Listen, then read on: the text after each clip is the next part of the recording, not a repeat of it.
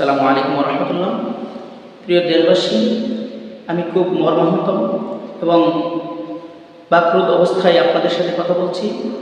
গত 2-3 দিন আগে আমাদের এই কিশোরগঞ্জের এক কলাঙ্গার জনাব অ্যাডভোকেট ফজলুর রহমান, তার নামটা আমি এভাবে নিয়েছি যেহেতু আপনাদের সামনে বলছি, কিন্তু নামটা এভাবে নেওয়া উচিত হয়নি।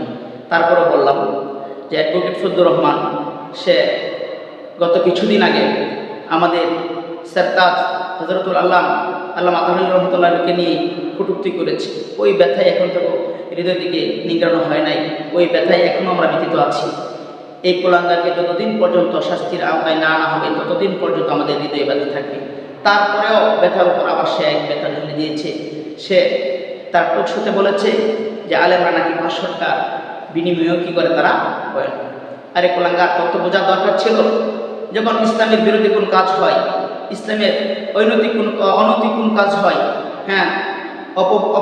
ইসলামের অপপ্রচার করা হয়, তখন ওলামায়ে কেরাম তাদের জীবন বাজি রেখে মাঠে নেমে যান। যদি 500 টাকার বিনিময়ে তারা কি ইসলাম চেঞ্জ করতে পাল্টাইতো, তো আর জীবন বাজি রেখে তারা মাঠে নামতো না। যেমন শাপলা চত্বরে অনেক ভাই জান দিয়েছে। কিসের জন্য? দিনের জন্য, ধর্মের জন্য।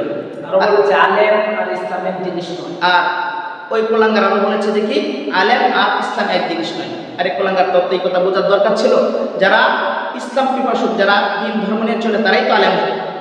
যারা দিন বিদ্বেষী, কোরআন বিদ্বেষী, ইসলাম বিদ্বেষী তারা তো আলেম হয় না। তো তুই এই কথা কীভাবে বললি যে আলেম আর কোরআন একদিন, ইসলাম এক জিনিস না?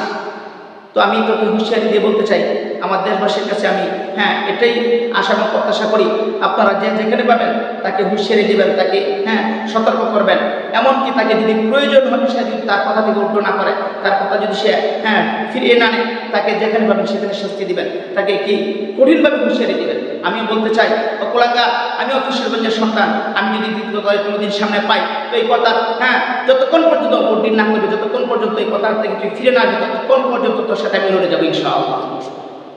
প্রিয় দেশবাসী, শেষবারের মতো আবার বলছি, শুধু অ্যাডভোকেট ফজলুর না, এমন আরও হাজার ফজলুর দেশে আছে।